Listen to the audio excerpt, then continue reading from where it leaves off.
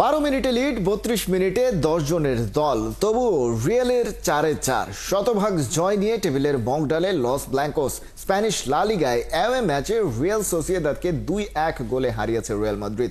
ম্যাচের শুরুতে স্কোরশিটে নাম তোলেন ফরাসি তারকা কিলিয়ান এমবাপে, এরপরই বাধে বিপত্তি। প্রতিপক্ষ খেলোয়াড়কে ফাউল করে লাল কার্ড দেখে মাঠ ছাড়েন ডিন হুসেইন।